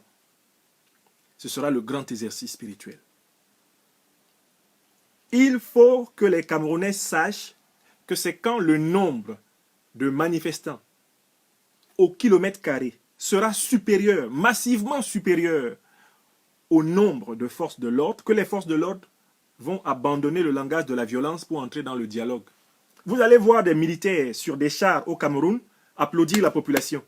Vous allez même voir des militaires faire monter la population sur des chars, sur des VAB, sur des jeeps, et puis applaudir avec la population. Les militaires que vous voyez là, ce sont des hommes. Ils sont aussi habités par la peur du régime. Mais le jour où ils vont se rendre compte que la population n'a plus peur du régime, et que la population a pris conscience qu'elle est plus puissante que n'importe quel régime, le jour où ils s'en rendent compte, toute l'armée camerounaise que vous voyez là va devenir une armée du peuple. Les militaires même que vous connaissiez, arrogants, les sous-officiers, les officiers que vous connaissez, qui lorsqu'ils vous jugent dans les commissariats, etc., dans les postes de gendarmerie, se comportent comme s'ils étaient tout droit sortis du mont Fako, ces individus vont devenir dociles, ils vont devenir polis, modérés, et ils vont expliquer qu'on leur avait donné des ordres, que vraiment, ce n'était pas facile, qu'ils souffraient. N'oubliez pas ça. Le peuple camerounais ne peut pas être libéré par un autre peuple. Ce n'est pas la puissance française qui va libérer le Cameroun. Ce ne sont pas les Nigérians qui vont entrer au Cameroun pour faire que les Camerounais soient libres. Ce ne sont pas les Tchadiens qui vont le faire. Ce ne sont pas les Centrafricains qui vont le faire. C'est le peuple camerounais qui va se libérer. Et le peuple camerounais va se libérer le jour où il prend conscience du fait que s'il réussit une mobilisation en nombre et qualité, l'appareil sécuritaire s'écroule. Je dis bien, il s'écroule. Cela s'est vu. Cela s'est vu dans plusieurs autres pays africains. Je n'ai pas besoin de vous citer des cas. Donc, le problème qui se pose aujourd'hui, c'est que le professeur Maurice Kamto est en prison. Quand il est en prison, qu'est-ce qu'on fait? je voudrais donner une double réponse à cette question. Et c'est la dernière partie de ma conférence de ce soir, dont j'espère franchement que le partage est largement assuré à cet instant. Je vous invite à faire vraiment suffisamment d'émoticônes parce que on me signale sur Facebook que les cyberterroristes du régime Biya essayent d'obtenir le blocage de cette conférence qui se déroule trop bien à leur goût. Donc n'hésitez pas à balancer assez d'émoticônes si vous voulez avoir des images assez claires. Hein. C'est absolument important. Bon, le professeur Maurice Kamto est en prison. Le chef de l'État, le président moral du peuple camerounais est en prison. Quel programme il nous a laissé? Le programme qu'il nous a laissé, c'est de continuer à démultiplier les protestations partout où nous sommes. Arrêtons d'attendre qu'on nous formule toujours explicitement des mots d'ordre qui vont faire que la police de Biya vienne prendre dans notre bouche ce que vous avez à faire et qu'elle se mette à vous attendre là où vous devez faire. Le professeur Maurice Kamto, président élu de la République du Cameroun, demande au peuple camerounais partout, que ce soit sur le territoire national ou dans la diaspora, de manifester régulièrement sa désapprobation du régime unique qui nous gouverne, et cela sous toutes les formes légales et légitimes. Je dis bien sous toutes les formes légales et légitimes. Forme légale. Partout où on peut obtenir des manifestations publiques autorisées, il faut demander des autorisations de manifestation. Et manifester dans un cadre où on démontre la responsabilité de ceux qui veulent changer le pays. N'oublions jamais, quand nous organisons des manifestations publiques, que nous ne les organisons pas pour casser notre pays, nous les organisons pour mieux le construire. Ce n'est pas la même chose. Par conséquent, ne jamais faire de manifestation sans avoir pensé à mettre en place un service d'ordre et de sécurité. Et sans avoir des gens qui expliquent avant la manifestation, pendant la manifestation et après la manifestation, les exigences que l'on doit respecter pour montrer l'image du Cameroun qui vient. N'oubliez pas qu'on doit montrer l'image du Cameroun qui vient. Ça, c'est le premier point. Le professeur, le président Kamto est en prison. Il ne peut pas nous le dire, mais il l'a déjà dit. Et il a raison. Il a raison parce que c'est le maintien de la pression citoyenne et populaire contre ce régime qui va faire baisser la peur en nous-mêmes, élever les forces d'amour et de sacrifice et nous faire avancer vers le grand exercice de la liberté, qui est incontournable. Le Cameroun ne peut pas changer sans le grand exercice de la liberté que je vous ai expliqué. L'équation masse populaire, quantité populaire, majorité populaire et qualité d'organisation face à la minorité populaire et à la médiocrité d'organisation. Il faut que ces deux entités se rencontrent dans un grand midi ou un grand soir, vous l'appelez comme vous voulez. Pour cela, il faut multiplier les exercices de liberté sur le territoire national. Il faut multiplier les exercices de liberté. C'est en multipliant des exercices de liberté que le système craque à un moment donné et que le rapport de force physique et psychologique s'inverse. Donc pour cela, on n'a pas besoin de toujours faire quelque chose d'énorme. On a simplement besoin de varier les formes de résistance. On a besoin de démultiplier les formes de résistance. Je dis souvent, en réalité, il faut résister partout et nulle part à la fois. Il faut résister partout et nulle part à la fois. Et il faut résister de toutes les façons possibles. De telle façon que, en fait, l'adversaire, le pouvoir dominant, soit débordé par l'imagination résistante. Parce que la résistance, c'est aussi un travail d'imagination. Et nous n'avons pas ici à vous dicter tout ce que vous pouvez avoir à faire pour montrer à ce régime qu'il est vomi par la population. J'ai donné dans la semaine une petite idée, par exemple, à savoir qu'il faudrait que commencent à être affichés partout dans le pays, par tous ceux qui les connaissent, les listes et les photos de ceux des soldats, policiers, gendarmes qui ont participé à la répression, où que ce soit. Vous connaissez leur nom. Même si vous ne voulez pas qu'ils sachent que c'est vous qui l'avez fait, eh bien, faites-les connaître, soit en faisant des avatars, des comptes avatars sur Facebook, soit en affichant leur nom à l'autre bout de la ville, là où vous ne vivez pas avec eux. En tout cas, faites-les connaître d'une manière ou d'une autre à la population. Le nom, si possible la photo, parce que parfois quand ils sont en train de réprimer, ils n'ont pas le temps de voir qu'on les filme. Balancez-les sur les réseaux sociaux, et faites tout pour qu'on ait le maximum d'éléments identificatoires sur l'individu. La pression psychologique va augmenter sur les forces répressives lorsque elles sauront qu'elles sont connues individuellement. Comme ce commissaire qui a tiré sur Célestin Djamène. Il est connu individuellement. On sait que c'est lui qui a tiré. Le sinistre commissaire Ondoa. Maintenant, il sait que comme tel, les Camerounais savent que c'est lui qui a tiré. Partout où il passera au Cameroun, jusqu'à la fin de ses jours, il sait que les Camerounais savent que c'est lui qui a tiré. Quand tu as tiré comme ça, c'est parce que tu étais en position de force.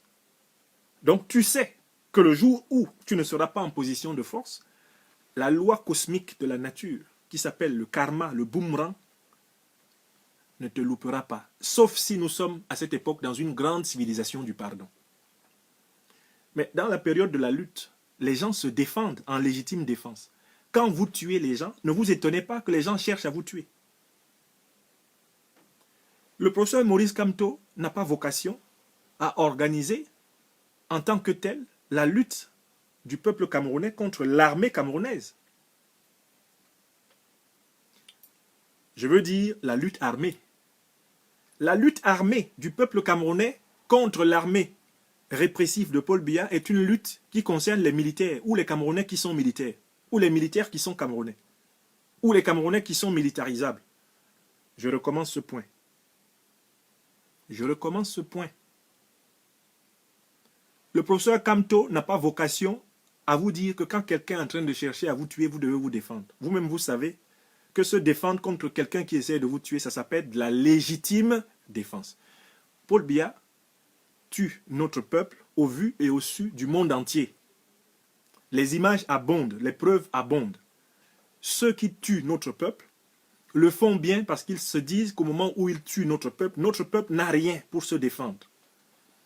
Il s'ensuit la conséquence suivante. Partout où les gens qui viennent tuer le peuple vont se retrouver avec une partie du peuple qui est capable de se défendre, c'est tant pis pour eux. Vous ne pouvez pas continuer indéfiniment d'administrer la terreur aux Camerounais, de reptiliser les Camerounais. C'est ce que vous avez fait au Cameroun anglophone. Et vous savez que vous avez rendu les citoyens du Cameroun anglophone plus féroces que des tigres et des lions. Le mépris que j'observe dans le comportement des soldats, et surtout des soldats de la milice tribale, montée par Biya, laquelle milice tribale terrorise aussi l'armée du Cameroun.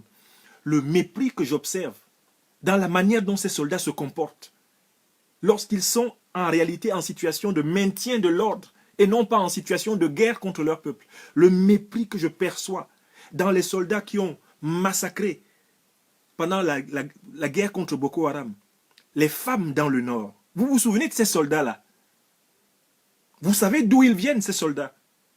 Beaucoup de ces soldats qui sont envoyés pour des missions d'assassinat populaire sont des soldats sélectionnés pour le malheur du pays Béti et du pays Boulou, parmi des Béti et des Boulous. Je le dis. Ce ne sont pas les Béti et les Boulous qui massacrent les Camerounais. Non. Mais ceux qui excellent et qui ont du zèle dans ces actions de massacre sont souvent des soldats que Paul Biya a sélectionnés parmi les groupes Béti Boulou. Ça, c'est une vérité. Et j'insiste là-dessus parce que je suis un anti-tribaliste notoire. Le jour où la lutte citoyenne va déraper en haine des Béti, à ce moment-là, je m'en lave les mains. Jamais je m'associerai à une lutte citoyenne camerounaise qui a pour but d'éliminer un groupe ethnique. Une lutte citoyenne génocidaire. Et ce n'est pas dans l'esprit du professeur Maurice Kamto. Maurice Kamto ne demande à personne de concevoir la lutte populaire comme un règlement de compte contre les Béti Boulou. Mais j'insiste pour vous dire, il y a une nuance. Paul Biya a recruté la colonne vertébrale de sa milice criminelle parmi les Béti Boulou. On a vu les éléments qui ont massacré les femmes de Mora avec les enfants dans le dos. Vous avez la liste de leurs noms. Puisque ces éléments, le régime a été obligé de reconnaître, malgré les mensonges de ce monstre accroupi appelé Issa Chiroma, le régime a été contraint de reconnaître que c'était bien des soldats camerounais qui ont assassiné ces femmes. Mais quand vous regardez les vidéos des tirs sur les manifestants dans les rues du Cameroun de ce mois de janvier, vous vous rendez compte que les soldats qui font ça sont souvent des soldats de ce groupe ethnique. Vous le voyez par leur accent et la langue qu'ils parlent. Nous, nous connaissons au Cameroun. Nous, nous connaissons au Cameroun. Quand vous parlez, je peux savoir par votre accent d'où vous venez. Donc, M. Paul Biya est en train d'organiser la haine des Camerounais les uns contre les autres pour exploiter l'ethnicité et se maintenir au pouvoir. C'est un point important de vigilance. Ne détestez pas quelqu'un parce qu'il est bêtis. Ne détestez pas quelqu'un parce qu'il est boulot. Mais mettez-vous bien dans votre tête que le type qui aura tendance à vous tirer facilement dessus dans le Cameroun de Paul Biya, c'est souvent un soldat issu du groupe ethnique Béti au boulot. C'est comme ça que Paul Biya a conçu l'armée. Rendez-vous compte que si le commissaire Ondoa est celui qui sort son arme pour tirer sur Célestin Djamène, c'est parce que dans la troupe de ce commissaire, il y a des Camerounais issus d'autres régions du Cameroun qui n'osent pas le faire. Il y a des inspecteurs de police qui étaient là, qui avaient aussi leurs armes. Ils n'ont pas tiré sur Célestin Djamène. Ces inspecteurs de police étaient là. Certains de ceux qui n'ont pas tiré sur Célestin Djamène étaient même peut-être aussi, d'ailleurs, des Bétis et des Boulous. Attention, il y a des soldats Bétis et Boulous qui ne tirent pas sur les Camerounais. C'est pour ça qu'il ne faut jamais que nous basculions dans un règlement de compte tribal, dans un génocide. Je suis philosophe, je suis habitué à ce qu'on appelle les distinctions conceptuelles. Faites très attention quand on mène une lutte. Ne vous trompez pas. Ne transformons à aucun moment la lutte pour l'état de droit au Cameroun en une lutte contre un groupe ethnique. Le jour où nous le faisons, nous perdons. Parce qu'alors, ce groupe ethnique va être totalement fanatisé, milicisé, militarisé, et ça va être une guerre terrible dans le pays. Aujourd'hui, ce qui est important, c'est de comprendre que la psychologie du soldat qui tire sur le manifestant, le soldat qui tire sur le civil et le citoyen, c'est une psychologie qui est souvent habitée par la lobotomisation que Biya inspire à certains soldats d'élite qu'il a recrutés dans son groupe ethnique. Il faut savoir que ces gens-là pensent défendre, soi-disant, leur ethnie. En réalité, ils défendent un satrape qui appauvrit Samelima, qui appauvrit d'ailleurs tout autour de Vomeka, qui appauvrit Meyomé Sala, qui appauvrit Yaoundé, qui appauvrit Bertois, qui appauvrit tout le pays Béti. Un satrape absolu qui vend tout le bois du Cameroun, matin, midi et soir, l'or du Cameroun, et qui ne déclare même pas ses propres impôts devant le peuple camerounais. Donc attention. Il va donc falloir que dans cette résistance, nous choisissions bien les mots que nous utilisons, les mots. Parce qu'on lutte avec les mots, avec le corps, on lutte avec les idées, on lutte avec des organisations, d'autres luttent avec des arts. Mais il faut toujours choisir les mots qu'on utilise. La résistance ne doit pas être une résistance de la confusion, une résistance qui tourne au règlement de compte entre les groupes ethniques. Ça, c'est un élément essentiel de la vision du professeur Kamto. La résistance est enfin divisée par quelque chose. C'est celui de savoir si on a le droit d'user des armes, j'insiste là-dessus, contre M. Biya quand il tire sur le peuple. J'appelle les militaires, les gendarmes, les policiers du Cameroun, qui aiment le peuple camerounais, à empêcher leurs camarades qui nous tirent dessus, de nous tirer dessus. Mais ce n'est pas compliqué. Il y a des militaires camerounais qui ne sont pas contents qu'on tire sur les Camerounais. Il y a des militaires camerounais qui ne sont pas contents que leurs collègues tirent sur nous. Je demande à ces militaires de prendre leurs responsabilités. Lorsqu'on vous envoie dans une patrouille de maintien de l'ordre et que vous avez un collègue qui se met à tirer sur la foule, vous devez l'arrêter.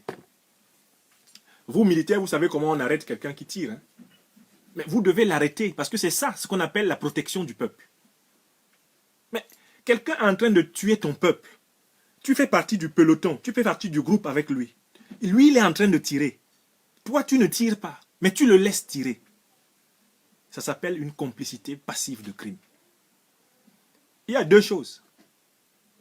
Soit tu refuses la mission et on te vire de l'armée parce que tu ne veux pas tirer sur la population.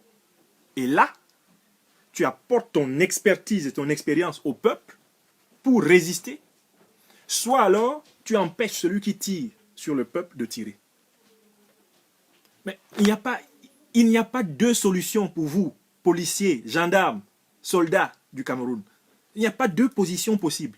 Soit vous démissionnez de l'armée, notamment si on vous envoie sur des missions qui sont des missions antipopulaires, anti-morales, immorales, criminelles. Vous dites que vous ne voulez pas.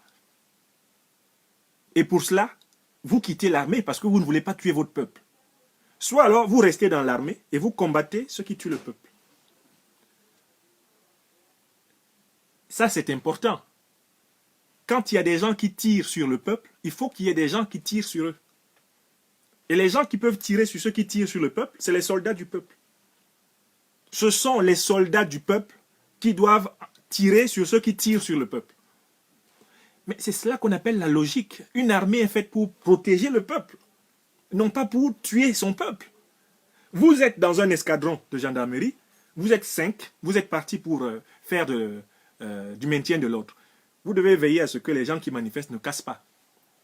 Si vous cherchez à arrêter quelqu'un qui casse, c'est légitime. Si vous cherchez à arrêter quelqu'un qui brûle une maison, c'est légitime. Quelqu'un qui veut voler dans une boutique, c'est légitime. C'est votre rôle. Mais vous vous rendez compte, vous êtes 5 à contrôler une rue. Vous vous rendez compte qu'il y a un collègue comme le soldat que j'ai vu, qui avance avec sa Kalachnikov, avec un homme devant lui, et qui lui tire dans les jambes. Vous êtes 5, vous êtes ensemble. Vous ne tirez pas dans les jambes des gens. C'est lui qui tire à chaque fois.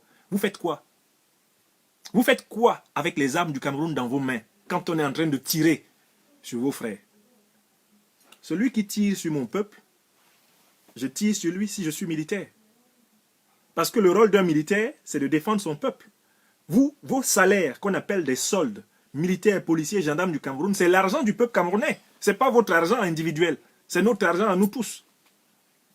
On vous paye avec ça. Vous allez dans des missions. Il y a des petits fous dans chacun de vos groupes là qui tirent sur les gens. Vous les laissez faire. Pourquoi vous les laissez faire? N'êtes-vous pas les soldats du peuple camerounais?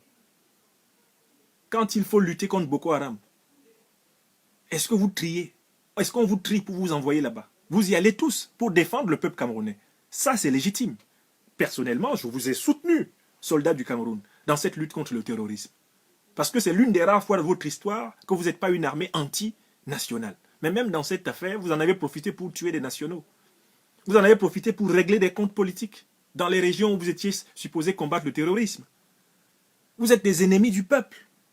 Et si vous voulez démontrer que vous n'êtes pas les ennemis du peuple, lorsque vous êtes dans des missions militaires, les missions de police ou les missions de gendarmerie, s'il y en a un qui fait le fou et qui se met à tirer sur le peuple, tirez-lui dessus. C'est votre rôle. Vous avez des armes pour tirer sur ceux qui tirent sur le peuple. Donc ce n'est pas à Maurice Kamto de tirer sur ceux qui tirent sur le peuple. C'est aux militaires du peuple camerounais de tirer sur ceux qui tirent sur le peuple. Maurice Kamto est le président moral du peuple camerounais. Il n'a pas encore pris l'effectivité du pouvoir, mais c'est vous, les militaires, qui pouvez le lui donner. Si on vous envoie, parce qu'il y a une manifestation du peuple, tirer sur le peuple, et que vous refusiez, et que s'il y a des gens qui continuent à tirer sur le peuple, vous les arrêtez ou vous les neutralisez, n'est-ce pas la légitimité morale qui sera donnée au président élu? Le professeur Maurice Kamto n'est pas un militaire. Il ne mène pas un combat militaire. Ce sont les militaires camerounais qui doivent mener un combat militaire pour protéger le peuple camerounais. Donc j'insiste pour dire que le jour où ceux qui tirent sur le peuple se feront tirer dessus, ce sera sûrement par d'autres militaires. Je le dis, souvenez-vous, nous sommes aujourd'hui le 30 janvier 2019. Si vous entendez que des gens qui tiraient sur le peuple se sont fait tirer dessus, sachez que c'est des militaires qui l'ont fait. Ce n'est pas Kamto, ce n'est pas Nyamsi. Je ne suis pas militaire. Je sais que quand quelqu'un tire et que l'autre réplique par un tir, ça fait 2 militaires qui se battent. 2. Et je ne crois pas, je ne veux pas croire que toute l'armée camerounaise soit constituée, toute la police camerounaise, toute la gendarmerie camerounaise soit constituée de gens qui n'aiment pas le Cameroun. Ce n'est pas vrai. Qu'ils prennent leurs responsabilités. Donc, on ne demande pas au professeur Kamto d'être responsable des actions de défense, des actions sécuritaires qui peuvent être menées pour protéger le peuple camerounais. Ce n'est pas lui qui est responsable de cela. Parce qu'il ne détient pas aujourd'hui les manettes institutionnelles de l'État. Par contre, les militaires qui sont des citoyens sont responsables de protéger le peuple. Donc, si à un moment donné, on se rend compte que dans l'usage disproportionné de la force, Paul Biya a réussi à énerver une partie de l'armée contre lui-même, nous applaudirons les militaires, patriotes et citoyens. Chers amis, c'est par ces idées que je conclus la conférence que j'ai voulu consacrer à cette arrestation. Si vous partagez les idées que j'ai agitées ici, vous vous souviendrez que j'ai développé 3 points principaux. Premier point consistait à démontrer que le professeur Kamto a changé de statut. C'est un homme d'État, c'est le chef d'État moral de la République du Cameroun depuis son élection du 7 octobre, sa consécration. Deuxième idée importante, je vous ai expliqué pourquoi M. Biya se comporte comme il se comporte. Parce qu'il est un président de facto du peuple camerounais, c'est-à-dire président par la force et la violence. Colonial d'abord, néocolonial ensuite, et la violence instrumentale permanente qu'il utilise pour nous maintenir dans une ambiance de terreur. Et dans la troisième partie, j'ai insisté sur le fait que le professeur Kamto est responsable de la lutte sur le plan citoyen et moral. Mais ce sont les soldats camerounais, c'est l'armée camerounaise qui est responsable de mettre fin aux agissements de ceux qui tirent sur le peuple camerounais. Si certains militaires tirent sur les Camerounais, il faut que d'autres militaires leur tirent dessus. C'est leur problème. Les problèmes militaires se résolvent par les militaires. Quant au peuple camerounais, il doit augmenter sa mobilisation pour saturer le système répressif de Biya et obtenir le changement. Chers amis, je vous remercie de l'extraordinaire patience dont vous avez fait preuve. J'espère que je n'ai pas toujours été ennuyeux. J'espère que j'ai pu clarifier un certain nombre d'ombres que certains d'entre nous continuent d'avoir dans leur esprit. Que les mannes du FACO,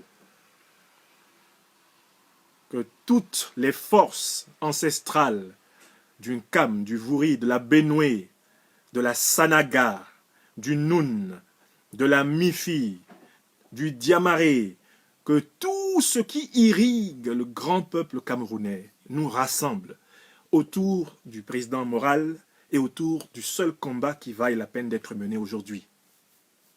Je vous souhaite un bon mois de février à venir.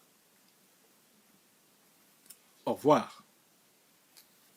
Au revoir. Vive le Cameroun. Oui. Tu as fini? Oui, bonhomme, j'ai fini. On va faire une deuxième? Non, c'est terminé, bonhomme. J'ai vraiment fini. Mon fils me demande si j'ai vraiment fini.